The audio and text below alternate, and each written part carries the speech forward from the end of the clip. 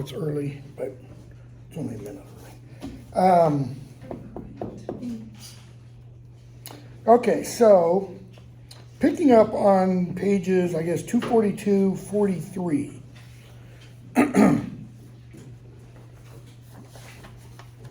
The diary tells Harry on the bottom of 241, I can show you if you like. You don't have to take my word for it. I can take you inside my memory of the night when I caught him. What does the diary mean? You don't have to take my word for it. I can show you my memory, or I can take you inside my memory. Takes us inside the book. Okay, because the book records his memory. Mm-hmm. What's the difference between taking my word for it and show you my memory? What is the implied difference? Let me put it that way. Memories can't lie. Memories can't lie, or memories don't lie. Do they? Yes. Yeah, because perspective. Perspective, we block things out, we bring things to the fore, all those kinds of things are involved, okay? Here's a question that is never actually answered, I don't think. How does Tom Riddle record his memory in the book? That's a bit of a soul into the book. True, we find that out later. Is that the same thing? No. I think that contributes to it, though. Could, but I guess my point is, okay, so you put a bit of your soul into something. Is that soul like part of a formatted hard drive so that you can, search and find? And I'm not saying that this is a problem with Rowling's writing. I'm saying it's an interesting issue to kind of think about within the world that she creates.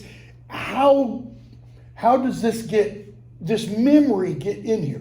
Okay? Because we're going to see, I don't want to give too much away. We're going to see, no, can't talk about it. I'll shut up. So, Harry essentially says, okay, let me show you. Top of 242. Harry says, okay. The diary's pages blow open. Harry goes into the diary. And pretty quickly, we see Tom Riddle talk with Armando Dippet, the headmaster at that point in time. Okay. And we see a young Hagrid. And we go to the end of the chapter, page 248. Harry comes back out of the memory, out of the book, let's say, runs upstairs to his, comes out of the book. Ron comes in the room, and Harry says, it was Hagrid, Ron. Hagrid opened the Chamber of Secrets 50 years ago. Okay? Which we come to discover later is obviously not true. Think about it. If Hagrid had opened the Chamber of Secrets 50 years ago,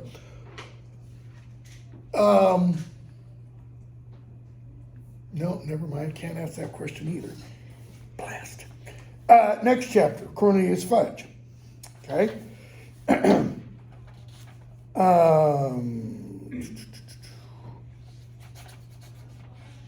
I'm going to skip a bit. The diary goes missing. Harry hears the voice again, 254, 55. And on 255, they're getting ready for the Quidditch match. And Harry says he's, heard the voice again. And Hermione says, Harry, I think I've just realized something. What does she do? She runs off to the library. McGonagall cancels the match, page 256, 57, and she takes them up to the infirmary, and they find Hermione paralyzed, or petrified, thank you. notice Harry and Ron do something that McGonagall and Madame Pomfrey didn't do. Or they notice something that McGonagall and Pomfrey didn't notice. What? She had a bit of paper question in her hand. She has her hand closed, but they can see a piece of paper. Pry the fingers open, pull the paper out. What's the paper? About a basilisk. Oh my God. But what? Page. It's a page from a book. Which, This is Hermione. You know, you get this impression that every morning before she does anything else, she falls down and kind of worships books. Because books for her are everything.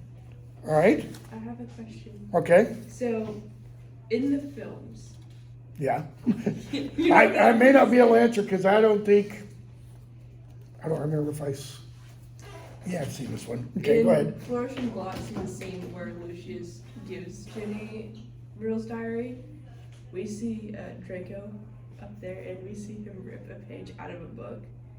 And some fans speculate that he puts the ripped page in Hermione's hand, which is very far-fetched, but I think it's interesting. That Draco puts the paper in Hermione's hand? Yeah.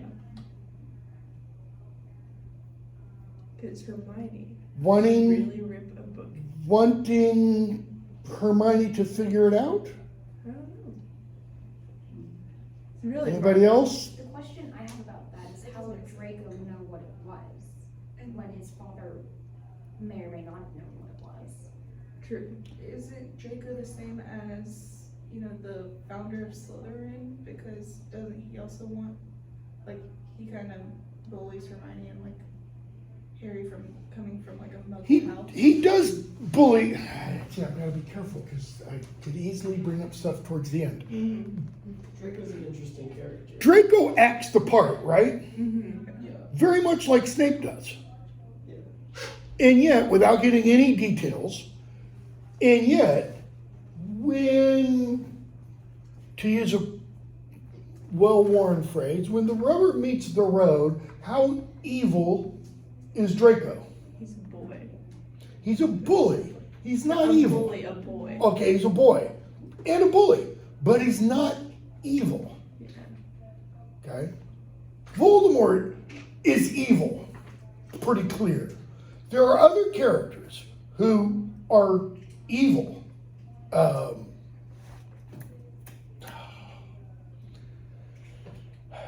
Trying to think of the name of the werewolf. Fenrir Greyback. Fenrir, Old Norse, the wolf that bites off the hand of Tyr, the god from whom we get the name Tuesday. Okay, Tyr.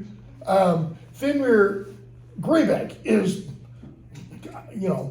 maybe not pure unadulterated evil, but he's pretty evil. All right. That's an interesting. I've only probably watched that once. Yeah. I don't think it relates to the books, but it's an interesting theory for the films. It's an interesting theory, and it's an interesting thing if they did that, because why would they? I don't know if it's a red herring. In that scene. It sounds to me like it's something that Rowling put in there, allowed to be put in there to kind of throw the viewers off track. Okay, so Harry, Ron, and Hermione go down to Hagrid's hut, chapter 14. Why? Well, not Hermione. Sorry, Harry and Ron. Why? Because Hermione's frozen. Yeah. To confront him. He's the unleashed monster. Okay? 260. What are you two doing here? Harry, what's that for? Because Hagrid's pointing a crossbow, at the door. Nothing. I've been expecting. Sit down. I'll make tea, okay? So they talk about Hermione and stuff, and they hear a noise. Harry and Ron throw the invisibility cloak over them. Dumbledore's at the door, okay? And Cornelius Fudge. Ron tells Harry, Minister of Magic. Fudge comes in, has his bowler hat, and he's fidgeting. Notice he's playing with the brim of the hat. Bad business, Hagrid, very bad business. Had to come. 4 attacks on Muggleborns. Things have gone far enough. Ministry's got to act. Now, what does that mean? if we don't do something, people are going to start asking questions about why we're not doing anything, and we can't have that. So we have to do something, whether or not it's the right thing. Yes, that's exactly what I was waiting for, okay? We've got to do something. The government has to be seen reacting, okay? Not that far from the real world. So, Hagrid says, I never. You know I know. Professor Dumbledore. And Dumbledore says, Hagrid has my full confidence. Look, Albus, Hagrid's records against him. Okay? Ministry's got to do something. The governors have been in touch. The school governors have been in touch with the Ministry of Magic. This is the first time we've heard anything about school governors. Okay? We're going to hear a little more as this novel and a couple other stories progress. Yet again, I tell you, taking Hagrid away will not help in the slightest. Obviously, Dumbledore knows something. We don't know what that is. Okay? His blue eyes, little bit of foreshadowing here, by the way. His blue eyes were full of a fire Harry had never seen before. How much personal contact has Harry had with Dumbledore? Not a ton. The end of the previous book, for 20 minutes, maybe 30 minutes. I mean, if you look at that passage that was described, that couldn't have taken that long. Okay? Foreshadowing for something we're going to see in book 4, and then something again we're going to see in book 5. In terms of the blue eyes and the fire. He's just getting stoked up. Let's put it that way here. Okay? Fudge, look at it from my point of view. Now, notice how interesting this becomes. This idea of perspective or point of view becomes. Because the Tom Riddle diary is written from whose point of view? Tom Riddle's. Okay? Fudge is now saying, look at my point of view. Look at my slice of this truth, so to speak. I'm under a lot of pressure. So it's all about what? Me. Got to be seen doing something. Foreshadowing again. If it turns out it wasn't Hagrid, he'll be back and no more said. He'll be back. Do we know yet what is being suggested? No. Where's Hagrid going? We don't Somewhere. know. We don't. If it turns out he'll be back, no more said. But I've got to take him. Got to. Wouldn't Hagrid take me? Take me where? And notice he's trembling. How big is Hagrid? Very big. He's taller than the ceiling. He's huge. And he's quivering in fear. Short stretch only. Okay?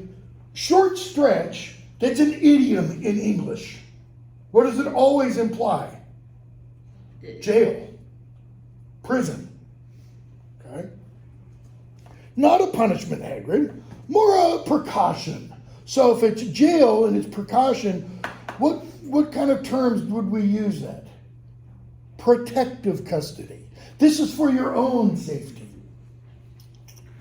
If someone else is caught, you'll be let out with a full apology.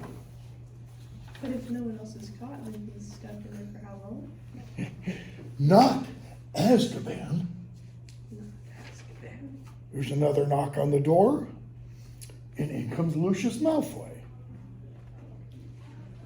And what is Malfoy there for? To gloat. To gloat? Why else?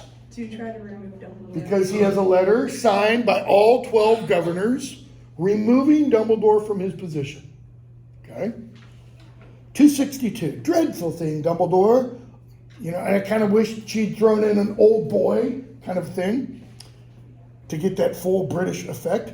But the governors feel it's time for you to step aside. This is an order of suspension. You'll find all 12 signatures on it. I'm afraid we feel you're losing your touch. How many attacks have there been now? 2 more this afternoon, wasn't it? At this rate, there'll be no Muggleborns left at Hogwarts. We all know what an awful loss that would be. Fudge, come on now. Dumbledore? I mean, that's the last thing we want. Notice, Dumbledore's kind of rising, in terms of estimation. The appointment or suspension of the headmaster is a matter for the governors, Fudge. That is, butt out. You're essentially president, prime minister, but you have no say over what happens at this school. And as Dumbledore has failed to stop these attacks, see here, Malfoy, if Dumbledore can't stop them, I mean to say, who can? Again, a little bit of foreshadowing, leading us to some stuff that happens in book 4, and then almost all of book 5. Okay. Hagrid, how many did you threaten?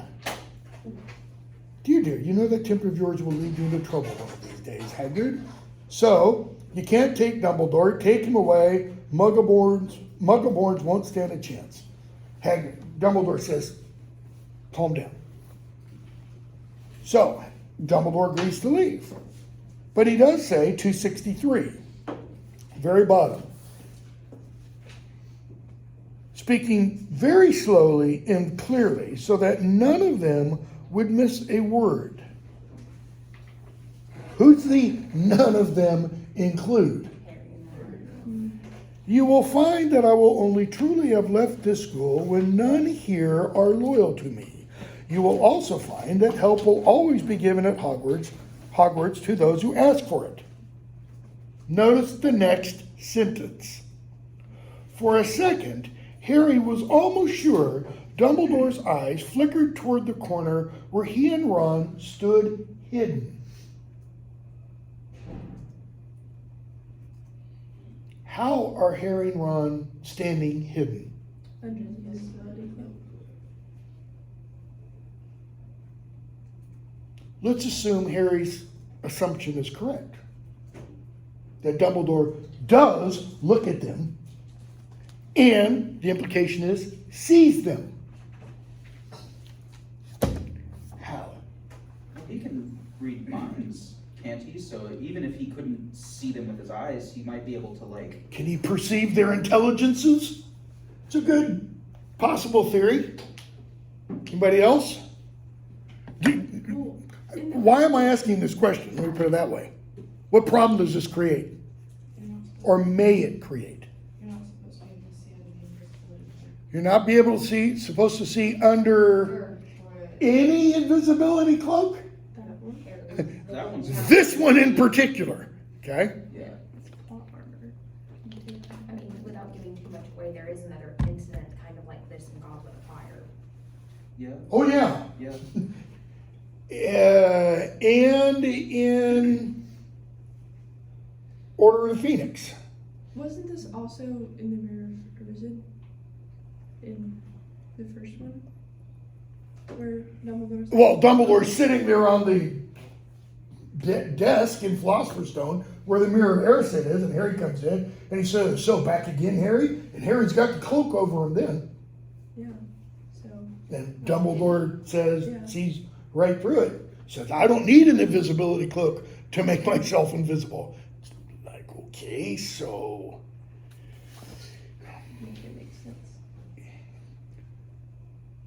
I'm not positive. I think it's a problem in the later plotting and what she later says in terms of the quote-unquote power of the invisibility cloak. In other words, she's introduced the idea of an invisibility cloak in the first book. Okay? It's used, it's not expanded on, the idea of it, but the invisibility cloak as a prop is used again here.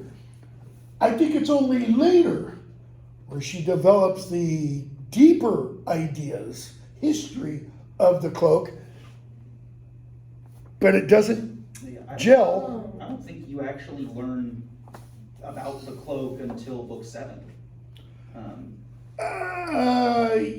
Yes, a little bit more of it in book 6, but primarily in book 7.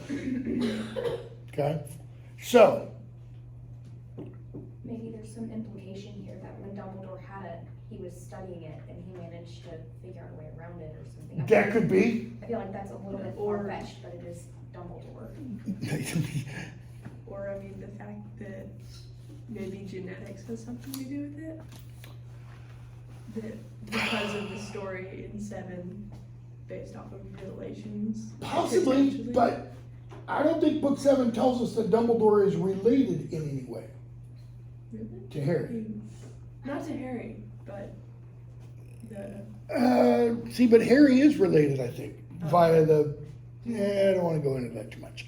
yeah, that's why I was being vague. We'll hold off on that because we're going to get to something at the end of this book that brings it a little bit up. So Malfoy, admirable sentiments. We shall all miss your highly individual, way of running things. And then Hagrid says, looking at that corner again, if anyone wanted to find out some stuff, all they'd have to do is follow the spiders. That'd lead them. That's all I'm saying.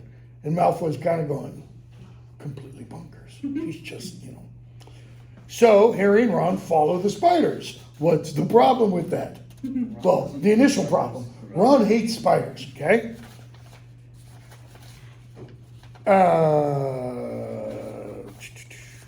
And they meet, they take Fang, and they meet Aragog. If I can find it. Page 277. Aragog talks about Hagrid. Harry saw part of that memory with Hagrid, right? Okay. And Ron and Harry tell him, they think Hagrid's been setting something loose. They've taken him to Azkaban. Aragog says, wait, that was years ago. Okay. Harry and Ron are talking about now. Aragog says, no, that happened years ago. Is that why Hagrid was trembling? Because he's remembering being there before? Hagrid knows what Azkaban's like. Okay. When he was last there, how old was he? 13. Think of what we later find out about Azkaban, book 3, and be a 13-year-old. Even a 13-year-old I shouldn't say that. So, he goes on. They believed I was the monster that dwells in what they call the Chamber of Secrets. They thought that Hagrid had opened the chamber and set me free. Harry, you weren't? No, I was not born in the castle. I'm from a distant land. A traveler gave me to Hagrid because Hagrid likes, monsters, essentially. So you never, no, never. It would have been my instinct. Nice, juicy, stuff. But out of respect for Hagrid, he says, I never harmed a human. The body of the girl who was killed was discovered in a bathroom. Never saw any part of the castle but the cupboard in which I grew up. Kind of like Harry in the cupboard under the stairs, So, you know what killed that little girl? And he says, yeah, it's an ancient creature we fear above all others. He doesn't say what it is, though. So Harry and Ron, thanks for the information. We're off on our way. And Aragog says, no, my children are hungry. And what saves them? The car, okay? Chapter 16. Very end of that chapter. Page 282.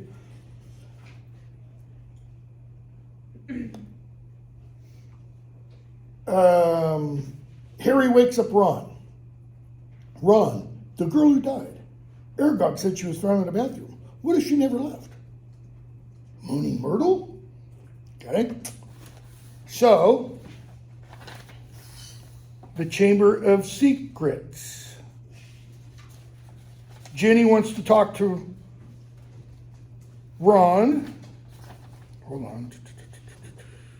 The thing about them finding the paper doesn't happen until now, not earlier. Finding the paper. In Hermione's hand. Right. Sorry. Yeah, I misspoke earlier. We can skip that.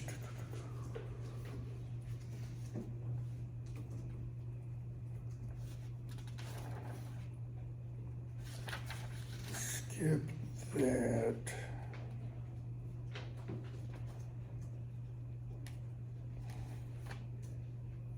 Yeah, it's on page 290 where they find the piece of paper in Hermione's hand. Which they read all about the basilisk and the crowing of the rooster is fatal to it, and blah, blah, blah, blah, blah. 292. You hear McGonagall's voice. Students are all confined to their dormitories, etc. There's another attack, and Harry and Ron go and they overhear, eavesdrop, on the teachers in the staff common room, or in the staff room, page 293.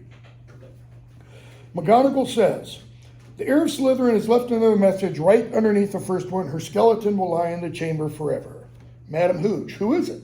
Ginny Weasley. Okay? Just seemingly 5 minutes ago, 10 minutes ago, Ginny wanted to speak to who? And who interrupted her? Percy. Who else? Who all is, at this point, who all is petrified? Colin. Louder? Colin. Creevy. Colin? Before Colin, Justin, right? And Nick. And Nick. Nearly headless Nick, Colin, who else? Hermione. Penelope Clearwater. Hermione, Penelope, Percy's crush, and Crush. now Ginny. Anybody else? But Jenny is petrified. Yeah, but they don't know that. I mean, she's taken, so we'll put Ginny in brackets. She's missing, okay? So,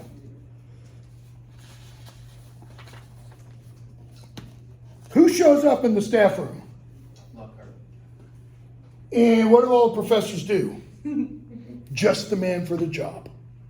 Defense against the dark arts, his specialty. He says, goes off to get his stuff ready. Why do they do that? To get rid of him. To get rid of him because they know he's a blowhard. Okay? What about Ron and Harry? Do they know he's a blowhard? Well, no. Not for sure. Do they believe he's a blowhard? Yeah. Oh yeah, they know he's a fraud. Okay? So they go off and follow him, 294. Excuse me, that's the professors giving him the stink eye, kind of. 296, 97. Harry and Ron go off and talk to Lockhart. 297, right in the middle. Harry, you're running away? After all the stuff you did in your books? Books can be misleading. You wrote them. What should be going on in Harry's mind? If Harry were as sharp as Hermione, what would Hermione do at this point?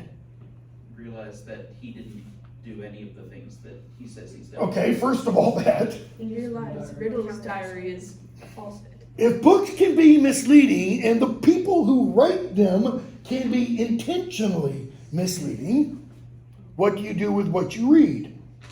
Do you automatically believe it? No. No, you apply a bit of the gray matter, or brain matter, either of the two, to it, but not grain matter. That doesn't make any sense. My dear boy, do use your common sense. My books wouldn't have sold half as well if people didn't think I'd done all those things. Well, that's because they were advertised as what? Non-fiction. No one wants to read about some ugly old Armenian warlock, even if he did save a village from werewolves. He'd look dreadful on the front cover. No dress sense at all. After all, what did Gilderoy Lockhart win? 5 times. Which Weekly's Most Charming Smile Award. So you've been taking credit for a load of other people. Harry, not as simple as that. Why? What did he have to do? He had to interview those people. He had to write the information down. And then, memory charm. Okay? So he gets everything together. He pulls out his wand. Harry does Expelliarmus on him. Okay. And they go talk to Moaning Myrtle. So, how does Harry open the Chamber of Secrets? Does he go, I am now speaking in parcel tongue, open sesame? No, he just, okay. And they go down through the pipe, 303. The adventure ends here, boys, McGonagall says. I shall take a bit of that skin back up to the school because they found the basilisk has what? Shed its skin, which means it's getting bigger. How long has it been down there? Apparently? 50, at least 50 years. At least 50 years. Probably a lot longer. Supposedly, mythically, the Chamber of Secrets was created by whom? So is this the same basilisk or are they reproducing somehow? We don't know, okay? So, he tries the Obliviate charm, but whose wand does he have? Ron. Who's Ron? Did I say Ron? No, I hope I said wand. Man. He has Ron's wand and it backfires. Caves in. Harry goes off after the heir of Slytherin. Page 306. He sees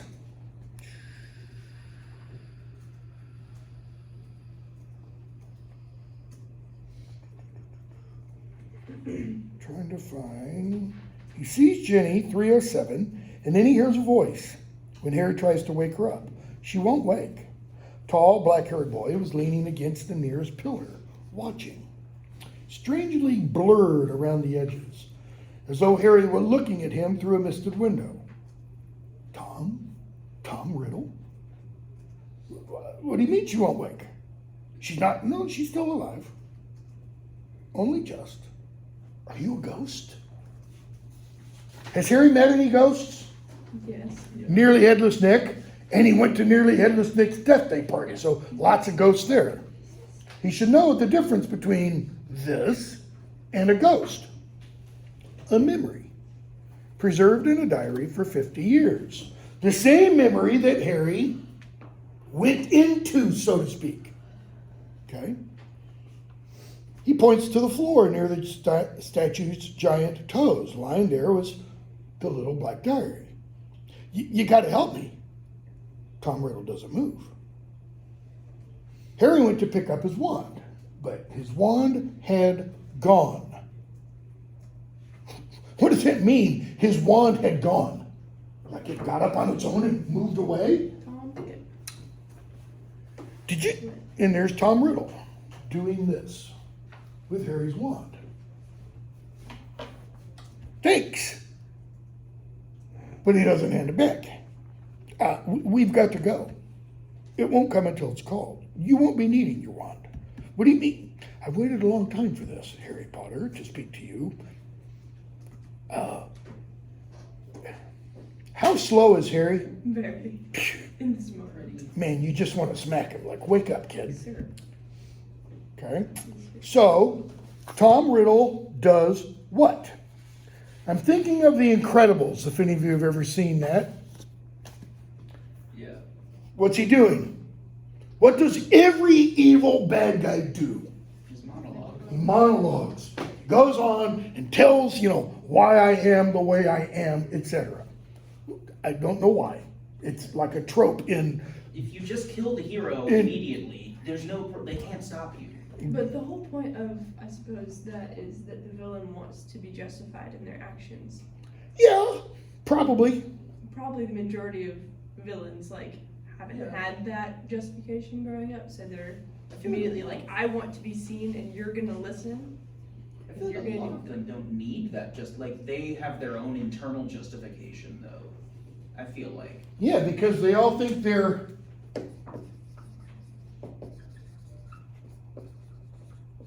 Superman or Superwoman. Not in the tight sense, but in the sense of laws and morality don't apply to me. In the Nietzschean kind of sense, okay? So, he goes on, talks about Ginny pouring her soul into the book and all that kind of stuff. 3:10, Harry, what do you mean? Haven't you guessed it? Haven't you guessed yet, Harry Potter? Ginny Weasley opened the Chamber of Secrets. She strangled the school roosters, daubed threatening messages. Harry, no, Ginny wouldn't do that. Ginny's so sweet and kind and etc. And then he quotes Ginny writing in the diary and such. Okay?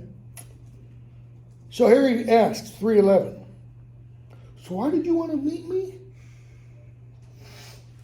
Well, Ginny told me all about you, Harry, your whole fascinating history.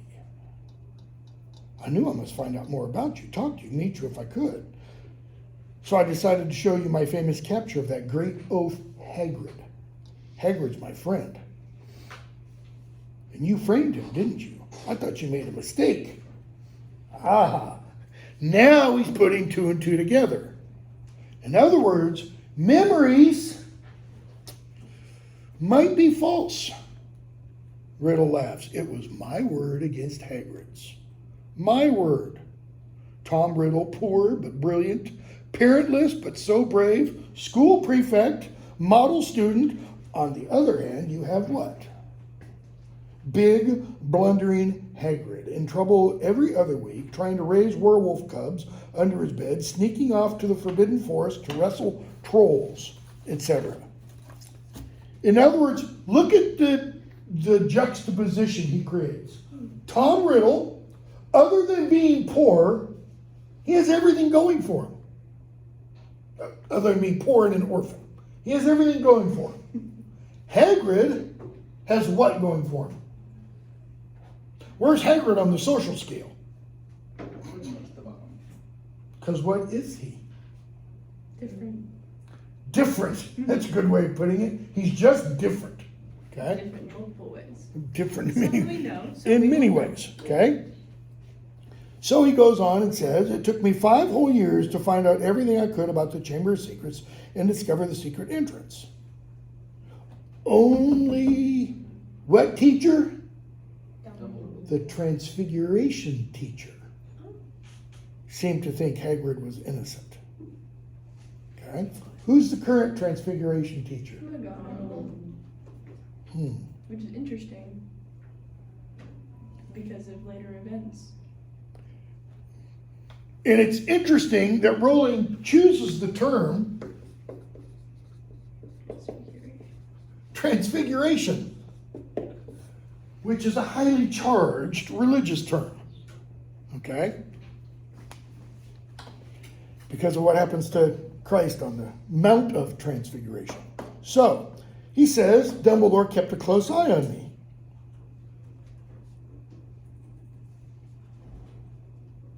So he goes on. I decided to leave behind a diary. This is just after the middle of 312. To leave behind a diary, preserving my 16-year-old self in its pages, so that one day with luck I would be able to lead another in my footsteps. So now he's telling us the reason I created this diary would be so that somebody else in the future would be able to do what I did. Is that the real reason for the diary? No, it's not. Don't say anything. So, Harry, you haven't finished. That is Slytherin's noble work. No one's died this time, not even the cat. And I think Harry's kind of thinking, you know, you could at least kill the cat, so we wouldn't have to deal with the cat later. In a few hours, the Mandrake draft will be ready, and everyone who's petrified will be all right again. Oh, I don't care about that. I don't care about killing mudbloods. No. You're my target. Harry still doesn't have a clue. Okay? So he talks about, again, making Ginny do all this stuff.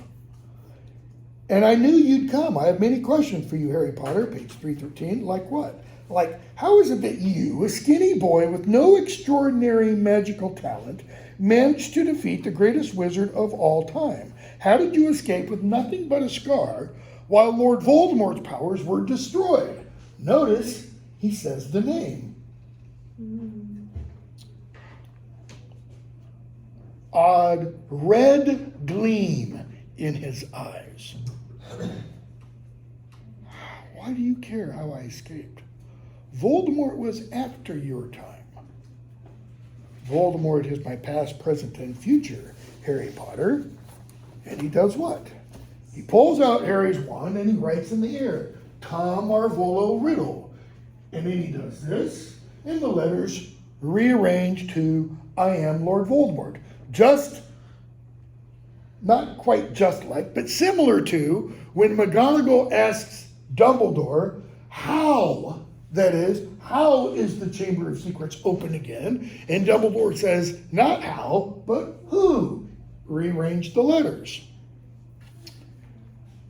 You see? No, Harry, I fashioned myself a new name. Now let me back up. It was a name I was already using at Hogwarts to my most intimate friends only, of course. You think I was going to use my own filthy muggle father's name forever? I, in whose veins runs the blood of Salazar Slytherin himself, through my mother's side. I keep the name of a foul common muggle who abandoned me even before I was born just because he found out his wife was a witch? No, Harry, I fashioned myself a new name. A name I knew wizards everywhere would one day fear to speak when I'd become the greatest sorcerer in the world. And Harry finally responds, you're not. Not what? Notice he snaps. Why does Riddle snap? Does he know what Harry's getting at? I don't think so. Harry's kind of interrupted. Not the greatest sorcerer in the world. Sorry to disappoint you and all that, but the greatest wizard is Albus Dumbledore. Everyone says so. Even when you were at your strongest, you were afraid of him. Wherever you're hiding these days, in other words, even now, not in your 16-year-old memory world, but in my world, you're still afraid of him. Dumbledore has been driven out of this castle by the mere memory. No, he hasn't. Harry, he's not as gone as you might think. What? It's like, help me, Obi-Wan Kenobi. Riddle opened his mouth, but froze. Because Harry says he's not as gone as you might think, wishing rather that it might be true, dash. And the dash indicates that something happens at that point, and it's not Tom Riddle opening his mouth. The dash is what we get in the following paragraph, being heard. As soon as Harry finishes, he's not as gone as you might think, you start to hear that eerie song, Phoenix song. Okay? And in appears Fawkes. Riddle, that's a phoenix. Harry, Fawkes. And that's the old school sorting hat. Okay? So what did Fawkes bring Harry? A battered, battered up old hat. How old is this hat? It's as old as Hogwarts. Whose hat was it? It was Godric Gryffindor's. So, book 6, book 7, not going to give too much away, but Harry and Dumbledore are going to look for relics of the original founders, right? And they're going to say, there's only one relic that survives of Godric Gryffindor. It's wrong. There are 2. Okay? At least 2. So, there's the hat, and he goes, really? Dumbledore sends you a songbird and a hat? Ooh, make you feel brave, Harry? Make you feel strong? So he says, twice in your past, my future, we have met. Twice I failed to kill you. Turn that sentence around. Twice I failed to kill you means twice you defeated me. But he can't say that. It's beneath him to admit that. How did you survive? Tell me. Longer you talk, longer you live. Harry was thinking fast, weighing his chances. Riddle has the wand. He has Fox and the sorting hat. What you gonna do with that, you know? Look bad, all right? No one knows why you lost your powers when you attacked me. Question? Yeah, I guess this kind of goes back to the memory and the discussion we had a little bit earlier. How does the memory Riddle know that he's failed to defeat Harry twice in his future, Harry's past? Because Ginny's told them Harry's whole history. Oh, okay, never mind. Ginny's dumped all that into, and why has she done that? Because she likes to. She's in love with Harry, or infatuated with Harry, okay? Harry, I don't know. I know why you couldn't kill me. Because my mother died to save me. My common muggle-born mother. He added, shaking with suppressed rage. She stopped you killing me, and I've seen the real you. I saw you last year. You're a wreck. You're barely alive. That's where all your power got you. You're in hiding. You're ugly. You're foul.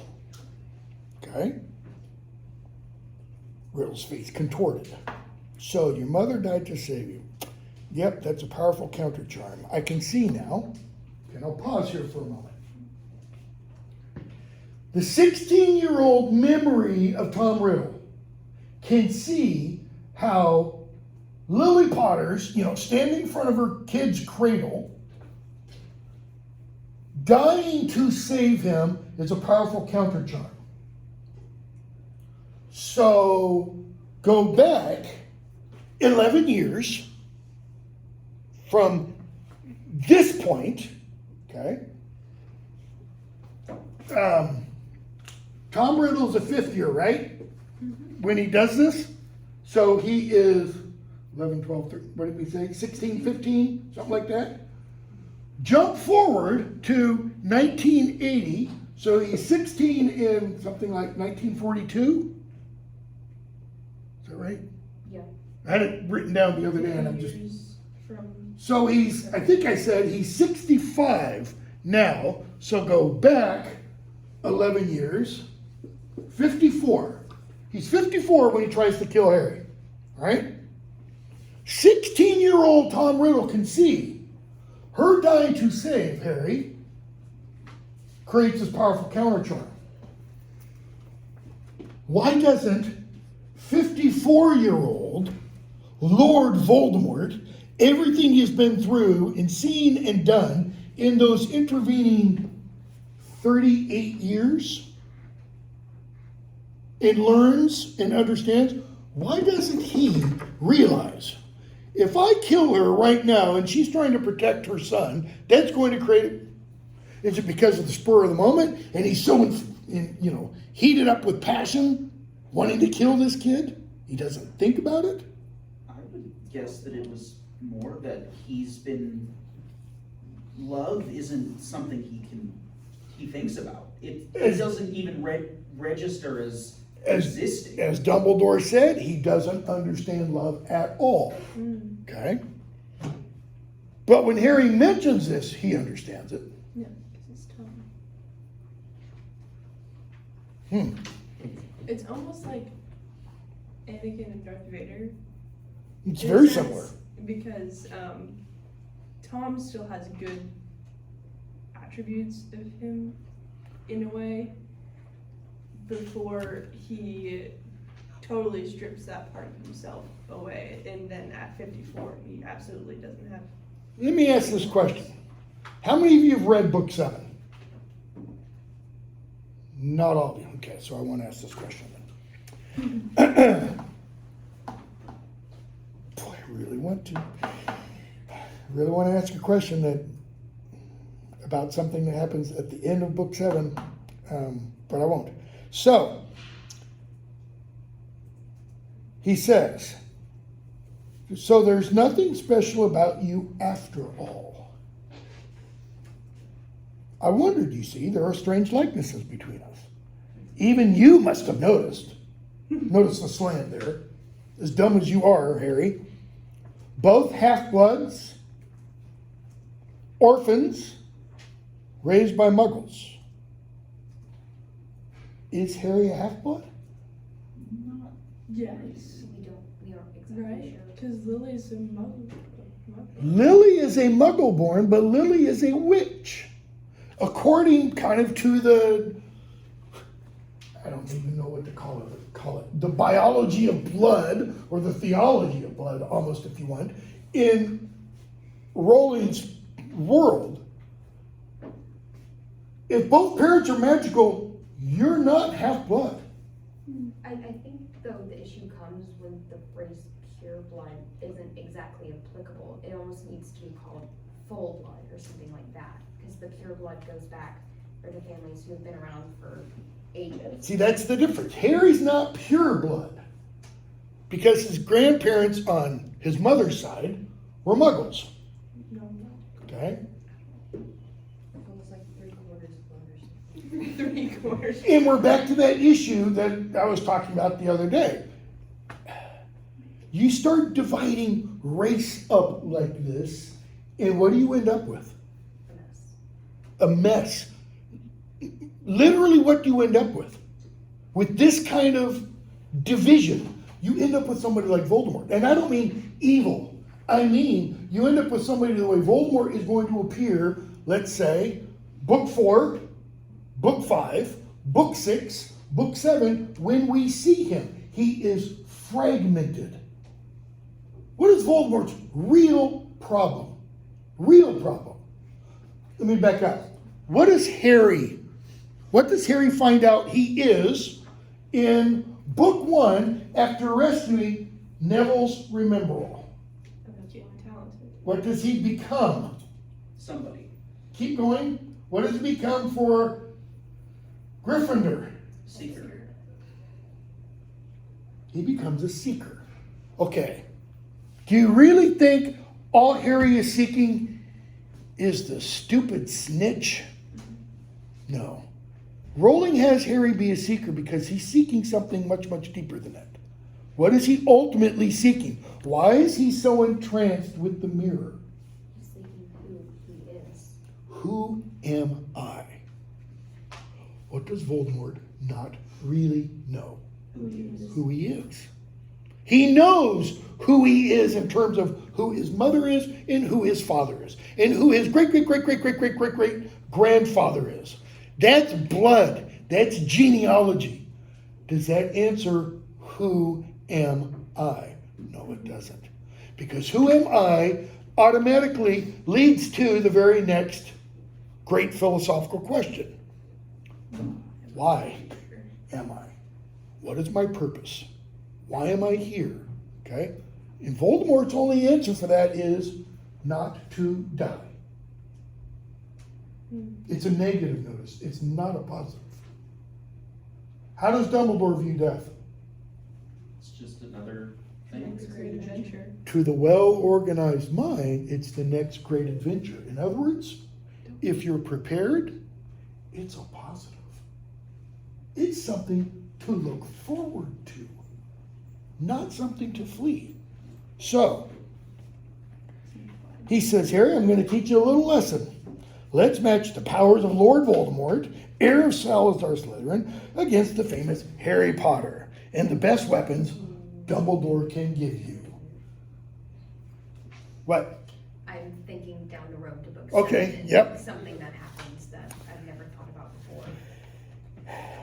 That's right. You know, I ought to make a requirement. You have to have read these books before we can even talk about them. You know?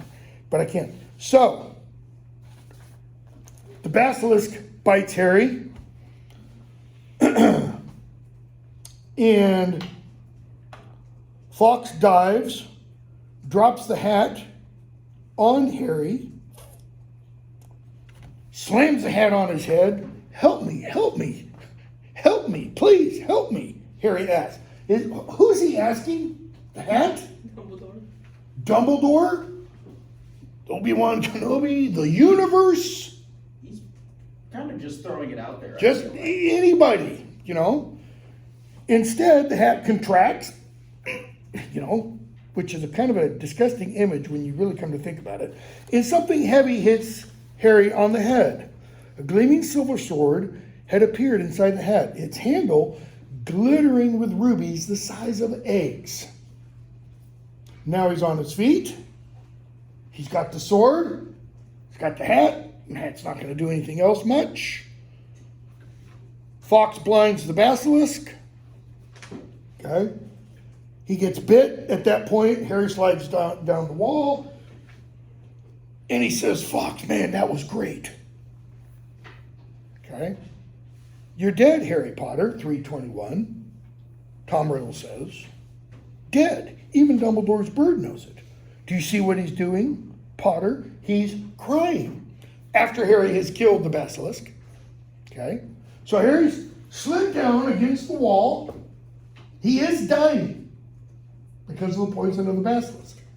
And Fawkes comes, puts his head on Harry's arm. I'm going to sit here and watch you die, Harry Potter. Take your time, I'm in no hurry. Harry felt drowsy. Everything around him seemed to be spinning. And Riddle goes on. So ends the famous Harry Potter. Alone in the Chamber of Secrets, forsaken by his friends, defeated at last by the Dark Lord he so unwisely challenged. Did he? Did Harry challenge him when he was a baby? No. Did he challenge him in the other secret chamber in the Philosopher's Stone? Kind of. Here, Not really. he didn't challenge the Dark Lord. He went to rescue Ginny, and the Dark Lord just, shut up. She bought you 12 years of borrowed time. You'll be back with your dear mudblood mother soon, Harry. Now, does he mean that literally, or is that just figurative language? You're going to go on to the great beyond. Or, there's going to be somebody else in that mirror. She bought you 12 years of borrowed time.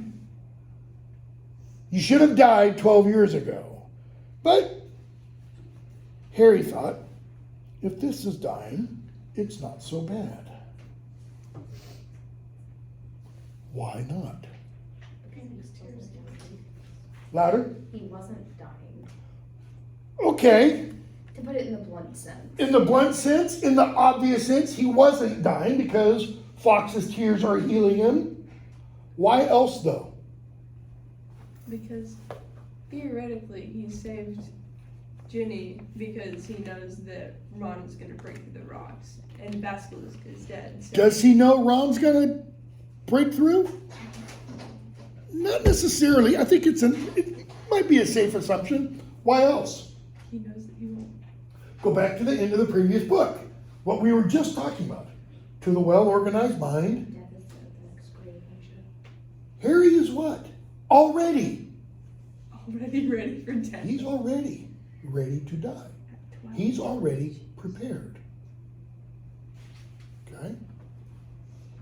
I'm going to kind of argue, or I take that back, I won't argue. I'll gently nudge you along to what I think all 7 books are about. They're about one thing. I've written this book in my mind. I just haven't put it down yet.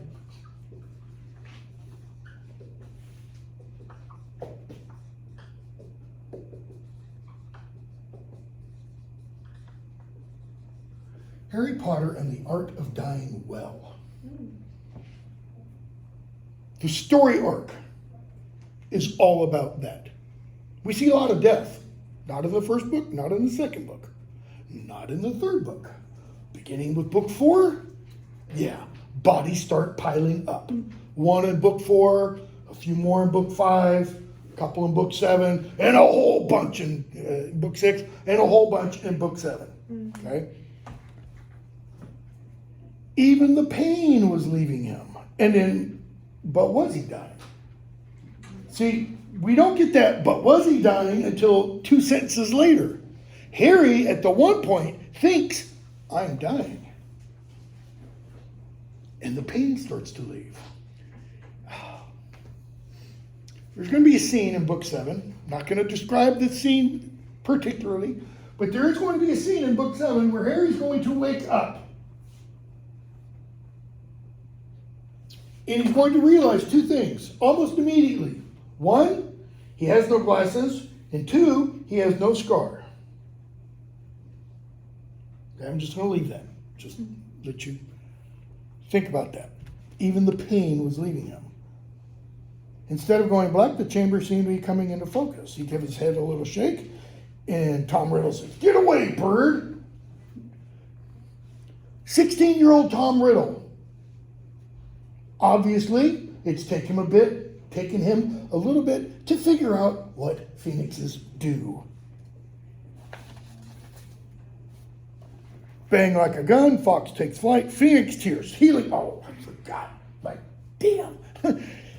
He looks into Harry's face, doesn't matter. Why? Because now I can kill you myself.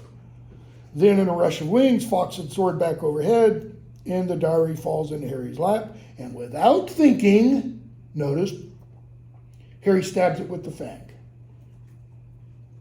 Okay? Tom Riddle disappears, wand drops to the floor. That's convenient, by the way. Here's a question for you. Tom Riddle does not have his wand here, right? He's using Harry's.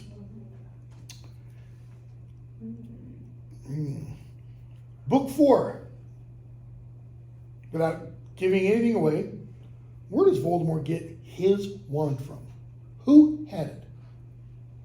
Did Lucius have it? Did somebody else who I will not name yet Yes. have it? He did. How do we know? No, not assume, not believe. No, we don't. It's never answered. Okay? Just throwing that out there. So, Harry breaks through. They get all upstairs. Okay? Chapter 18, Dobby's reward. Is it possible that the someone went to the place and took it from the place? Which is very vague, but I hope Which is very vague. Possible. Anyways, they go up to McGonagall's office. There are the Weasleys. Okay? Harry tries to signal to Dumbledore, "I've got some things I need to talk to you about, but I want to talk about them in front of everybody else because I don't want certain people to get in trouble." Who's the certain people? Ginny. Okay? So Dumbledore says, 328, "What interests me most is how Lord Voldemort managed to enchant Ginny, absolves her of all blame," with that one statement, "when my sources tell me he's currently in hiding in the forest of Albania." Did I mention before possibly why he's in Albania? I might have in my second class. At the time Rowling is writing this, Albania is one of 2 countries in the world that has, as part of its written constitution, it is totally, completely atheist. Soviet Union is not one of them. Soviet Union is no longer a country at the time that she writes this. Albania and North Korea are the only 2, okay? And it's kind of interesting because at the time that Rowling is writing this novel, probably the greatest living Christian, maybe you could say religious, but I would say specifically Christian, person in the world is this frail little nun who's from Albania, Mother Teresa of Calcutta.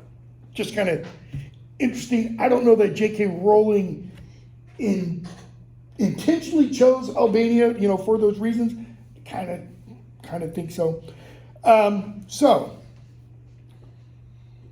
Harry explains it was the diary. All right. Dumbledore says, "Brilliant. Tom Riddle was brilliant, Very few people know that Lord Voldemort was once called Tom Riddle, and so he talks about Tom Riddle's history. I taught him myself 50 years ago. Disappeared after leaving the school, traveled far and wide, sank so blah, blah, blah." So, Mrs. Weasley, what's Ginny got to do with all that? Arthur Weasley blows up about, trusting things where you don't know where they keep their brains and such. So, Dumbledore gets everybody else out of the room so that he can talk to Harry. That's Lockhart. Page 332. Sit down, Harry. Why? It's time for the debriefing. Harry sits down. "First of all, I want to thank you. You must have shown me real loyalty down in the chamber. Nothing but that could have called Fawkes to you. You will find I will have only have truly left Hogwarts when none here is loyal to me. Okay? By the way, that statement, it kind of carries through all the remaining books. All of them. All right? So you met Tom Riddle. And Harry's, something's bothering. Yeah, Riddle said I'm like him. Strange likenesses. Did he now? And then notice Dumbledore takes off his teacher's, headmaster's hat and puts on his counselor, psychologist hat. Like, Harry, why don't you lay down on the couch? Tell me, how did that make you feel? What do you think, Harry? That is, okay, so you met him, shadowy, dreamy him. What do you think? I don't think I'm like him. I'm in Gryffindor.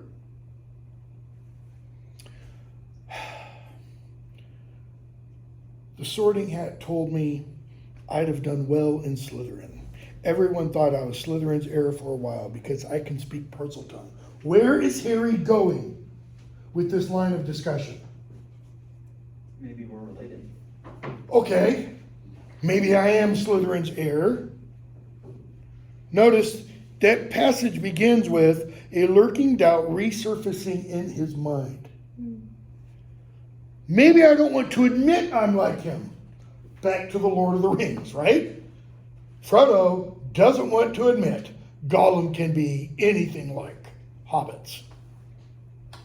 Dumbledore, really, really, really key passage. You can speak Parseltongue, Harry, because Lord Voldemort, who is the last remaining ancestor of Salazar Slytherin, can speak Parseltongue. Unless I'm much mistaken, that's not the really important part, it's this sentence. Unless I'm much mistaken, he transferred some of his own powers to you the night he gave you that scar. Not something he intended to do, I'm sure. Okay? So pause for a minute. Where's the malapropism, the misused word in that paragraph? Anybody know? Salazar, Lord Voldemort, who is the last remaining ancestor of Salazar. New ancestor is the one who comes before. He's the last remaining descendant. He descends from Salazar Slytherin. It's interesting that even by the time this paperback version came out, that had not been corrected in a printing. And I've got version printed, 4 or 5 years ago. I'm pretty sure it still hasn't been corrected. Okay? So, Dumbledore says, unless I'm much mistaken, he transferred some of his own powers to you the night he gave you that scar. Those are Dumbledore's words. Look at Harry's rephrasing of it. We're going to see from this point out, okay, usually towards the end of the novel, Dumbledore and Harry will be talking. Sometimes it will be somebody else. There's one instance where Snape says something. There's another one where Lupin, if I remember correctly, says something. And Harry is going to take those words and rephrase them. Book 7, Dudley is going to say something. And Harry's going to interpret those words for us. Okay? Dudley's going to say, I don't think you're a waste of space. And Harry's going to interpret that. Harry's going to tell the people in the room in that scene and us what he takes, I don't think you're a waste of space, to mean. All right? So here, Harry's telling us what he's heard Dumbledore say. Voldemort put a bit of himself in me. Notice the difference between he transferred some of his powers to you, to, you see the difference, to, he put a bit of himself in me. If you're familiar with the later books, which one is more accurate? Harry's. Okay? It certainly seems so. Notice, Dumbledore doesn't correct Harry. He's like, oh, I like your interpretation better, Harry. So I should be in Slytherin. Harry immediately takes that to mean, because there's a bit of Slytherin in me, because Tom Riddle is the last remaining descendant of Salazar Slytherin, I should be in Slytherin. What does that statement assume? Your genetics determine. If you're bad blood, you should only be here. Your genetics determine what? Who and what you are. Okay? Dumbledore is going to blow that notion to smithereens. The Sorting Hat could see Slytherin's power in me, and it put you in Gryffindor. You know why that was, I think. Excuse me, you know why that was. Think! Come on, Harry. I know you can do this. This is not trigonometry. It put me in Gryffindor because I asked not to go in Slytherin? Exactly. Which makes you very different from Tom Riddle. Here's the money quote. You know, each book has its own separate one. The one about Voldemort putting a bit of himself in you, it's really key for later stuff. But this is the money quote. It is our choices, Harry, that show what we truly are far more than our abilities. And you can go directly from there to book 4. And the choices somebody else makes, who is a pureblood wizard, who turns out to be evil, and Dumbledore will say to somebody else, look at who this guy was. In other words, look at his genetics, and look at the choices he made. He had everything going for him, and he made bad choices. Okay? It is our choices, Harry, that show what we truly are, far more than our abilities. Why the verb show? It's revelatory. It's revealing what's inside. What else reveals what's inside? A charm we're going to learn in the next book. How do you repel a Dementor? Expecto Patronum.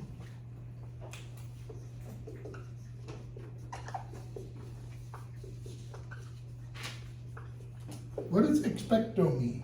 Literally. Ex is, out of or from, pect, the chest. The O is I. I, from out of my chest, what? A Patronus, a savior, a guardian, a deliverer, a protector. But modern usage is to expect something. That is, you think something's about to happen. Right? So, Dumbledore says, you want proof, Harry? That is, you want proof that you belong in Gryffindor? He reaches across to McGonagall's desk, picks up the blood-stained silver sword, and hands it to Harry. Harry turns it over, rubies blazing in the firelight, and there he sees a name engraved just below the hilt. Do we know what the name is? Godric Gryffindor. Top of the next page. Only a true Gryffindor could have pulled that out of the hat, Harry. Big question. What does he mean by true Gryffindor? Someone who really belongs in Gryffindor house, or a true Gryffindor. Blood descendant. Blood has been brought up all throughout this novel. For a minute, neither of them speak. Okay? He says, need a new defense against the dark arts class. So Malfoy comes in. He's really angry because Dumbledore shouldn't be back. Dumbledore says, you know, the governors thought it wasn't such a good idea for me to leave, and some of them said some things about having been threatened. Okay? Well, who is it? Who opened the Chamber of Secrets? Same person as last time. Lord Voldemort. Okay? He holds up the book, the diary. What does Harry do? And this part I do remember from the film. Yeah, so we can return it to Mr. Malfoy. Malfoy leaves to go out, and there's Dobby with him, and Dobby's sitting there indicating to Harry, you know, Harry, you know, because Harry asked, how did she get the book? Ginny. Harry, because you gave it to her, bottom of 336 in Flourish and Blots. You picked up her old Transfiguration book and slipped the diary inside it, didn't you? Prove it. Okay? Dumbledore, no one will be able to do that. So he says, we're going, Dobby, and Dobby goes. Harry says, can I give the diary back to Mr. Malfoy? Sure. And Harry takes the diary, runs out of the office, okay, and says, I've got something for you. What has he done before he hands the book to Malfoy? Notice the description. In the book, he does what? He pulled off his slimy, filthy sock and stuffed the diary into it. So he folds the book up like that and sticks it in the sock. In the book, in the film, he puts it inside the book. So when he hands the book to him, He doesn't necessarily realize it's there. Well, I mean, I think he would realize it's there, but he has to do what? He has to open the book and do this to get the sock. The way it's done in the book, in the actual text, he has to pull the sock off in order to get to the diary. So he's got a smelly, slimy sock. And he drops it, and there's Dobby. He's been given clothing. And Dobby's now free. What does Malfoy attempt to do? Master's given a sock. Master gave it to Dobby. What's that? What did you say? Got a sock. Dobby's free. You lost me, my servant boy. Dobby shouts. You shall not harm Harry Potter. In the film, what does Malfoy do? You lost me, my servant boy. He tries to kill him. He starts to pull out of his walking stick his wand. And he starts to say, and Dobby stops him. Okay? Harry Potter freed Dobby, but Harry Potter set Dobby free. Won't say anything about that, because I'll tear up. Just promise never to try and save my life again, Harry says. Okay? We get to the end, and with 8 minutes to go, we start Prisoner of Azkaban. And as you can tell, this book has seen better days. But I've got so many notes written in this one, it would take forever to transfer them. So,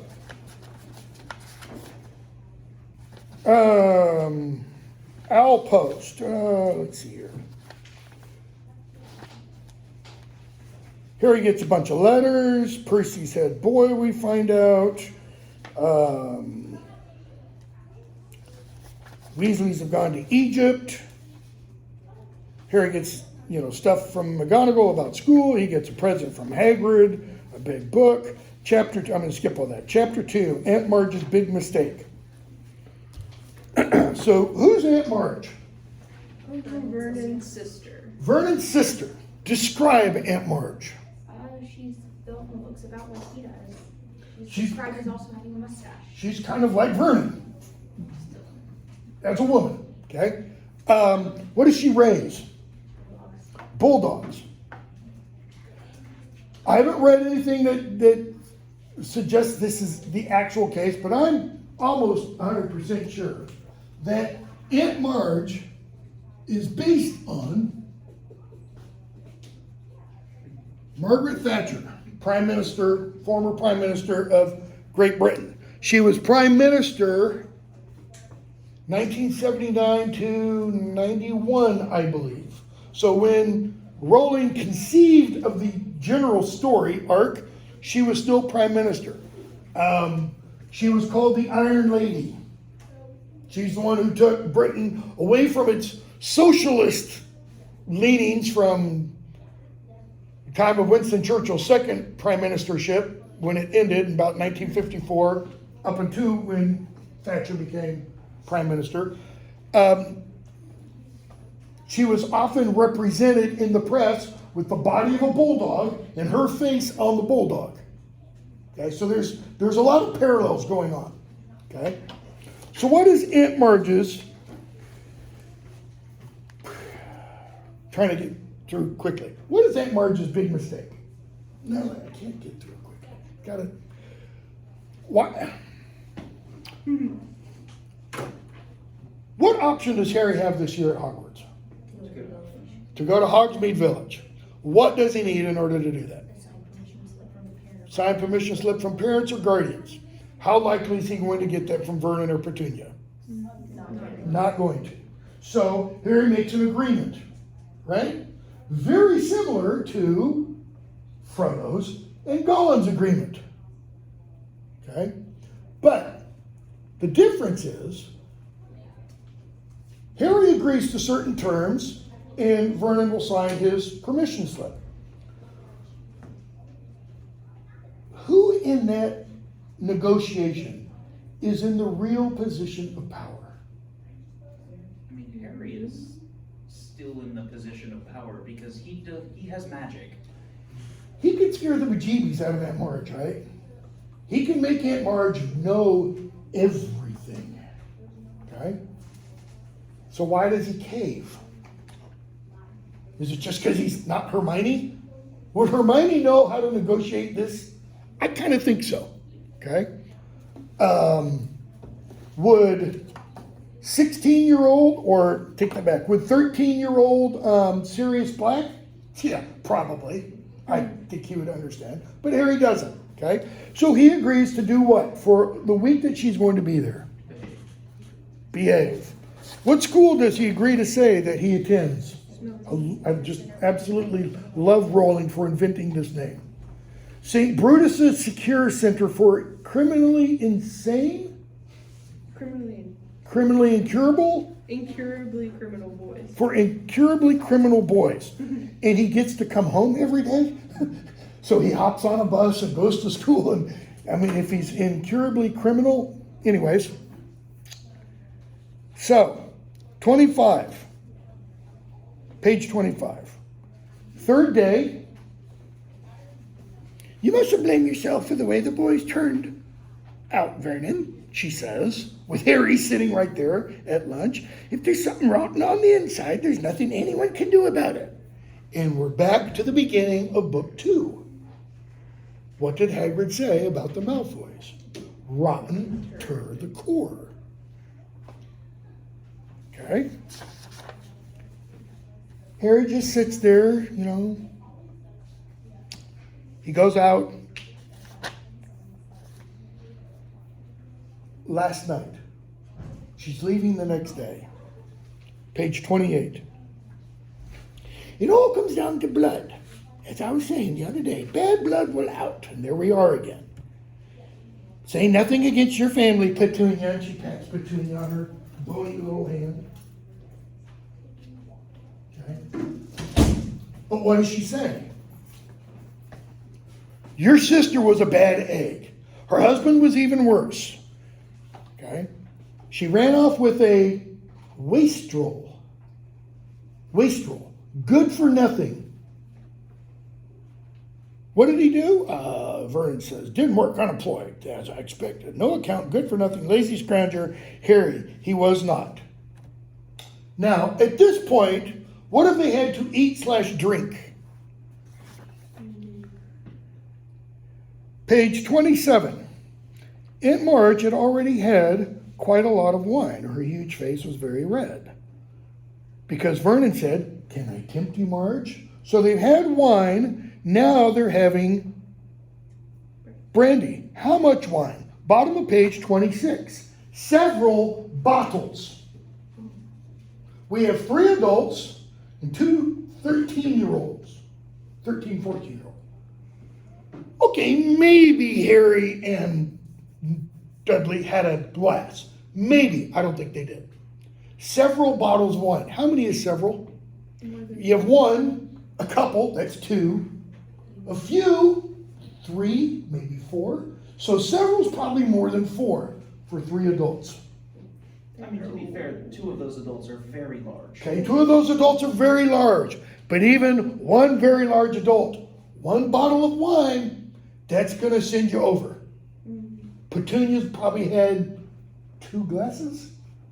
So 3.5 bottles between Vernon and Marge, maybe, if they're sharing equally. And now we're gonna pour brandy onto that. What is brandy? It's distilled wine. It is even stronger. And she says, sure. Okay. Lost my place. Just a small one then, bit more, that's the ticket. So, Harry says he was not. More brandy? Like, really? The fire's already blazing? You're gonna throw more gas on it? She says, no, Vernon, go on, boy, go on. Proud of your parents, got themselves killed in a car. Drunk, I expect, and she, hiccups. What's the big mistake? Going. Louder? She kept going. She wouldn't stop. She just kept demeaning Harry's parents. What does Harry know that he can't tell her? But they were here. They weren't drunk. They weren't killed in a car wreck. And they were Doesn't he scream at her that they didn't die in a car crash? yes, he does.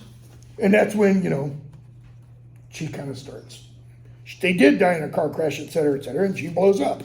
Okay? So we'll pick up with the night bus, and we're going to try and do all of this, all the rest of it, on Tuesday. I know it sounds absolutely ludicrous. I'll put up a quiz over Chamber of Secrets. Today's Thursday.